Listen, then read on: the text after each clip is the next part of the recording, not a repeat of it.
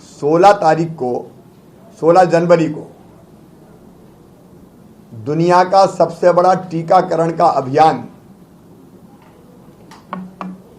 हमारे देश में प्रारंभ होने जा रहा है।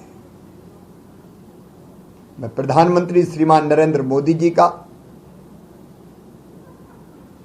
प्रदेशवासियों की ओर से हृदय से अभिनंदन करता हूं। उन्होंने पहले कोरोना महामारी से निपटने के लिए देश का मार्गदर्शन किया। जैसा हम जानते हैं कि मार्च में, अब जबलपुर में पहला प्रकरण मिला था मार्च के महीने में, 20 मार्च के आसपास। तब से कोविड महामारी का प्रकोप मध्य प्रदेश की धरती पर शुरू हुआ। प्रधानमंत्री दूरदर्शी हैं, उन्होंने खतरे को भांपा, संकट को पहचाना और फिर पूरे देश का उन्होंने मार्गदर्शन किया। चाहे वो जनता कर्फ्यू हो, कोरोना वॉरियर्स के अभिनंदन के लिए थाली ताली बजाने का अभियान हो, या फिर लॉकडाउन हो। हम कल्पना कर सकते हैं कि लॉकडाउन अगर ना होता और एक साथ संक्रमण फैल जाता तो कितनी भयानक आपदा का सामना देश को करना पड़ता। लेकिन लॉकडाउन के कारण व्यवस्थाएं बनाने का समय हमको मिल गया। और मैं तो कोरोना के दौरान में ही मुख्यमंत्री बना। लेकिन आज मैं आप सबको बधाई देना चाहता हूं, धन्यवाद भी देना चाहता हूं कि आप सबके सहयोग के कारण,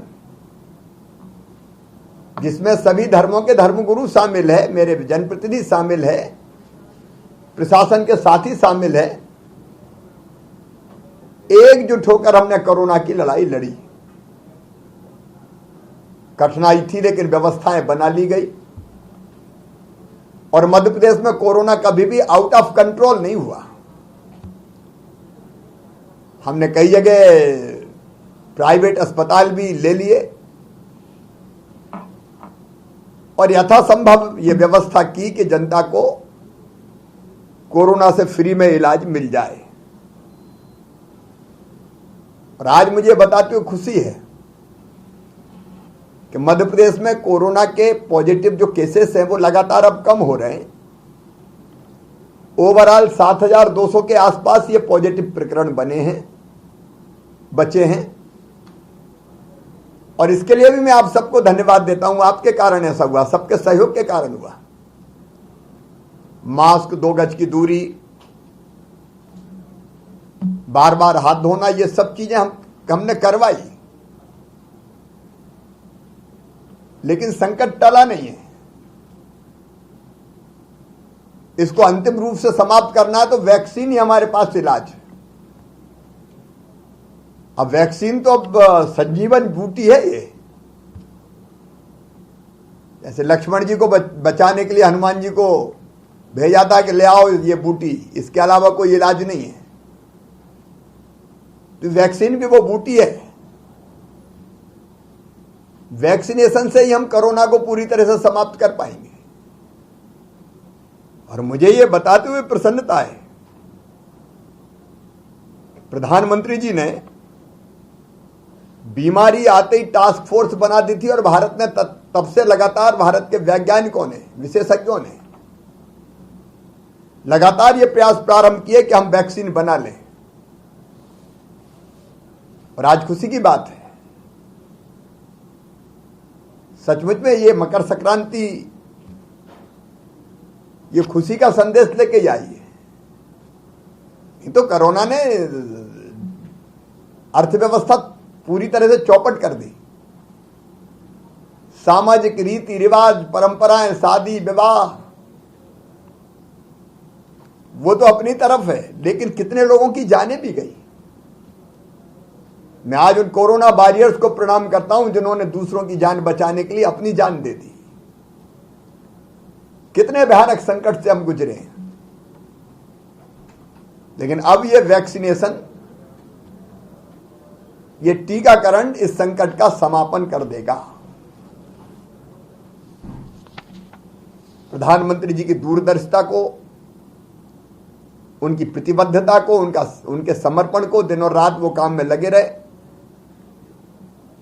हम प्रणाम करते हैं। और जैसा कि आप जानते हैं, जैसा आपको अभी बताया गया, 16 तारीख से मध्य प्रदेश में भी टीकाकरण का ये महाअभियान प्रारंभ हो रहा है। जो बातें अभी सुलेमान जी ने बताई, मैं दोहराना नहीं चाहता। 150 स्थानों पे होगा, कैसे होगा ये भी उन्होंने बताया। लेकिन मैं एक बात आपको कहना चाहता हूं, आपसे अपील करना चाहता हूं, सभी धर्मगुरुओं से, जनप्रतिनिधियों से, समाज के प्रमुख लोगों से, कि यह वैक्सीन पूरी तरह से सुरक्षित है। हमारे वैज्ञानिकों ने हर कसौटी पर इसको कस के देखा है। यह पूरी तरह सुरक्षित है, प्रतिरोधात्मक है। इस वैक्सीन के लगने के बाद निश्चित समय है उसका, एंटीबॉडी बनेगी। और बनेगी का मतलब ये नहीं कि अभी वैक्सीन लगी और सोचा कि अब बन गई एंटीबॉडी। जैसा भी आपको बताया सुलेमान ने, पहला डोज लगेगा, उसके बाद 28 दिन बाद दूसरा लगेगा, और दूसरे डोज के 14 दिन बाद एंटीबॉडी बनेगी। अब ऐसा भी नहीं हो कोई लगवाए वैक्सीन और सोचे कि नहीं अब मैं तो पहलवान हो गया, सुरक्षित बिल्कुल। उसमें निश्चित समय लगेगा एंटीबॉडी बनने में। तो हमको ये एजुकेट करना पड़ेगा। एक, सुरक्षित है, सेफ है,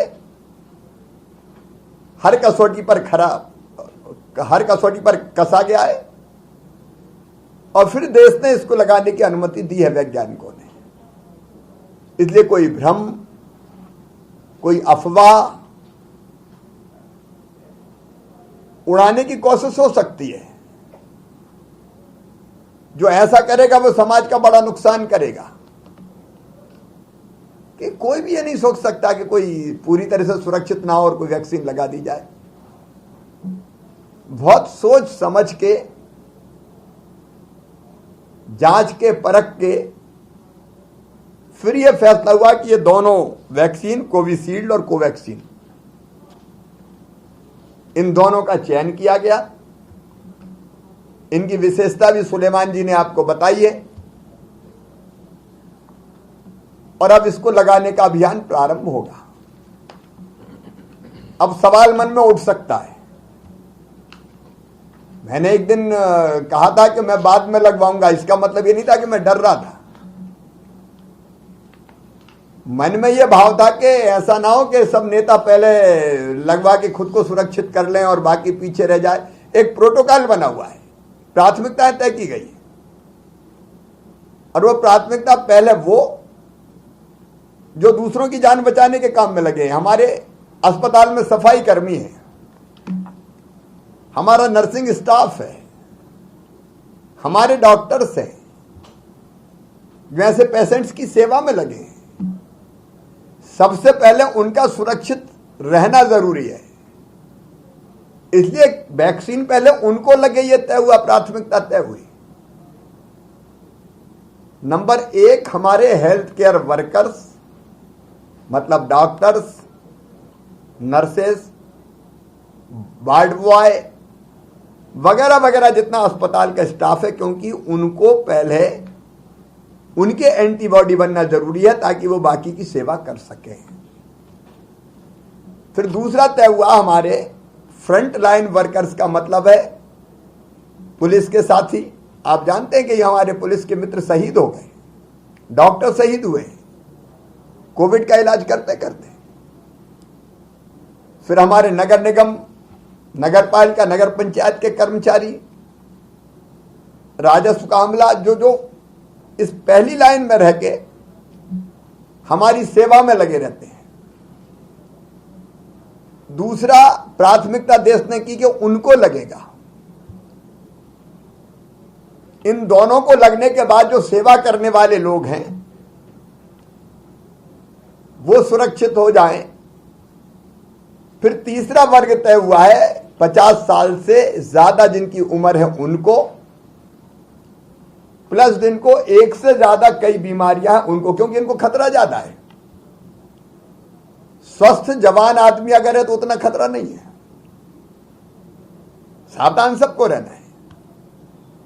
लेकिन 50 साल से ज्यादा उम्र और डायबिटीज, ब्लड प्रेशर, हार्ट की बीमारी, किडनी की बीमारी, एक साथ कई बीमारियां रहती तो उनकी सुरक्षा जरूरी है। इसलिए तीसरा चरण उनके लिए है जिसके बारे में भी बताया कि रजिस्ट्रेशन की तिथि अभी तय होगी और उसके बाद फिर आगे की व्यवस्था बनेगी। इसलिए पूरी तरह से जांची परखी खरी है, लेकिन प्राथमिकताएं तय हैं। इसलिए पहली प्राथमिकता उनको जो सबकी जिंदगी बचाते हैं और कोई कारण नहीं। तो मेरा पहला निवेदन सभी धर्मगुरु गणों से, जनप्रतिनिधियों से और जिला प्रशासन से यही है कि इस स्थिति को साफ करें। एलर्जी की बात अभी बताई, छोटी मोटी एलर्जी, जब चेचक का टीका लगते थे तब भी हल्का फुल्का किसी को बुखार आ गया, किसी को कोई छोटी मोटी और परेशानी हो गई, ये टीकाकरण में होता है। और वैसे अवसर पर क्या करें उसकी पूरी व्यवस्था की गई है। आधा घंटा इसलिए रुकने का कोई एलर्जी तो नहीं है, लेकिन यह बात पक्की है कि इससे हम सुरक्षित हो जाएंगे कोरोना से। और इसलिए इस महाअभियान में मैं आपको अपील करता हूं, किसी तरह के भ्रम में ना रहें। कोई अफवाह फैलाए तो उसको समझाएं कि भाई ये गलत काम कर रहे हो। तो कम से कम कुछ मुद्दे तो ऐसे हो जिसमें पूरा देश एक साथ खड़ा है। प्रधानमंत्री जी ने मुख्यमंत्रियों की बैठक की थी वीडियो कॉन्फ्रेंसिंग के माध्यम से, और सब दलों के मुख्यमंत्री शामिल थे। और हर एक मुख्यमंत्री ने किसी भी पार्टी का हो यही कहा कि नहीं ठीक है, ये आम सहमति सबने व्यक्त की थी। अब आप जानते हैं कि जो हमारे चरण तय हुए हैं उनमें 4,17,000 लोग जो हेल्थ केयर वर्कर वो पहली श्रेणी में आते हैं, उनसे हम प्रारंभ कर रहे हैं। और जैसा डिटेल सुलेमान ने बताया, मैं नहीं दोहराऊंगा। उस क्रम में टीकाकरण होता चला जाएगा। हमारे पास 5,06,000 डोज हमको प्राप्त हो गए, लेकिन एक सावधानी में दोहराना इसलिए चाहता हूं कि ये लगेगी तो 10 को एक साथ लगेगी, एक साथ मीन्स एक के बाद एक। वायल में 10 डोज है, तो ऐसा नहीं कि 3 आ गए, 3 को लगा दिया और फिर वो खाली रही, वो खराब हो जाएगी। इसलिए 10 की संख्या हो जाए तब वैक्सीनेशन शुरू करें। और कोई ऐसा भी ना सोचे कि बिना रजिस्ट्रेशन के चले आए, आज मैं लगवा लूं, वो नहीं हो पाएगा। इसलिए पहले से समझाया कि भाई रजिस्ट्रेशन जिनका हुआ है उस क्रम में, उस नंबर में अपना नंबर आने पर ही हम वैक्सीनेशन के लिए आएंगे। इसमें कोई सोर्स सिफारिश कि चलो ये आ गया अब इसको लगवा दो, कोई फोन, ये काम नहीं करेगा।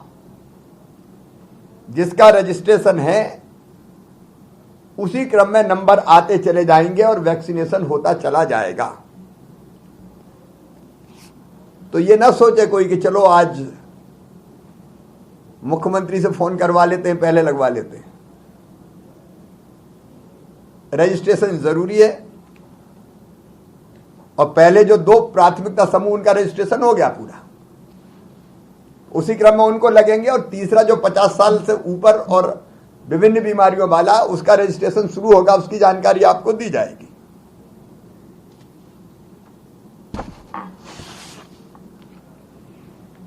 और दोनों वैक्सीन में भी कोई अंतर नहीं है। कोई ये कह सकता है कि ये कोविशील्ड अच्छी है कि कोवैक्सीन अच्छी है, कोई अंतर नहीं। दोनों के समान असर होते हैं, इसलिए कोई सी लगे कोई अंतर नहीं पड़ता। जिला कलेक्टर्स को और पूरे अमले को भंडारण का, परिवहन के, हैंडलिंग के क्या करें क्या ना करें, इसके विस्तृत निर्देश दिए गए। तो वो सावधानी आप पूरी रखें। मैं इतना ही कहना चाहता हूं कि मुख्यमंत्री सहित मेरे दोनों मंत्री साथी बैठे हैं, पूरी टीम बैठी है, स्वास्थ्य मेडिकल एजुकेशन विभाग की और चीफ सेक्रेटरी से लेकर सारे अधिकारी नीचे तक के, हम सब नीचे तक का अमला, पूरा प्रशासन कटिबद्ध है इस अभियान को सफल बनाने के लिए। एक महाअभियान है, लेकिन आपका सबका भी सहयोग चाहिए। आपके सहयोग से ही अभियान पूरा होगा, निर्विघ्न संपन्न होगा। इसलिए मुझे लगा कि अभियान शुरू होने के पहले मैं आपसे अपील करूं, प्रार्थना करूं, विशेषकर धर्मगुरुओं से, जनप्रतिनिधिगणों से, कि आप जो माहौल बनाएंगे सकारात्मक, उस बने माहौल के कारण ही हम कोरोना का ठीक ढंग से मुकाबला कर पाए। और आपके सहयोग से ही हम इस अभियान को सफल करेंगे। जैसा एसीएस ने बताया कि छोटी मोटी एलर्जी कोई हो सकती है, तो उसके भी पूरे उपाय हैं, उसकी जानकारी भी आपको दी गई है। अगर टीकाकरण के दौरान कोई भी नकारात्मक संदेश या उस तरह की गलतफहमी की बात होती है, तो उसको पूरे तथ्यों के साथ रखें। जिला प्रशासन की और हेल्थ मेडिकल एजुकेशन डिपार्टमेंट की यह जवाबदारी है। और मीडिया के मित्रों से भी मैं अपील करना चाहता हूं कि इस तरह की कोई खबरें या टेलीविजन पर प्रसारण भ्रम फैलाने वाला, गलतफहमी पैदा करने वाला, जो इस अभियान को नुकसान पहुंचाए, मेरा उनसे भी आग्रह कि ऐसी कोई खबर, ऐसा कोई वातावरण ना बने, वातावरण सकारात्मक बने। मैं फिर कह रहा हूं, पूरी तरह से सुरक्षित है, तभी हमारे वैज्ञानिकों ने अनुमति दी है। और मुझे पूरा विश्वास है कि कोरोना को समाप्त करने के लिए हम सब एक हैं, मिलकर सब साथ काम करेंगे, मिलकर चलेंगे। अब प्रधानमंत्री जी के नेतृत्व में मध्य प्रदेश की धरती पर भी कोरोना का पूरी तरह से सफाया करेंगे,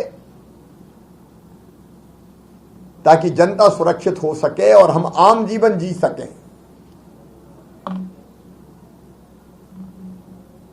एक बार मैं फिर आप सबसे सहयोग की अपील करता हूं। मकर संक्रांति की शुभकामनाएं भी देता हूं और भगवान से भी प्रार्थना करता हूं, जो जिस रूप में उसको माने, कि हमारा यह अभियान सफल हो। हम परिश्रम की पराकाष्ठा, प्रयत्नों की परिसीमा करेंगे और कोरोना बीमारी को हम समाप्त कर पाए। यह बताए कि सफाई कर्मी को पहला टीका लगेगा, अंतिम पंक्ति में जो है उसको पहले। तो उसी हिसाब से इस अभियान को पूरा करेंगे। आप सबको बहुत बहुत धन्यवाद।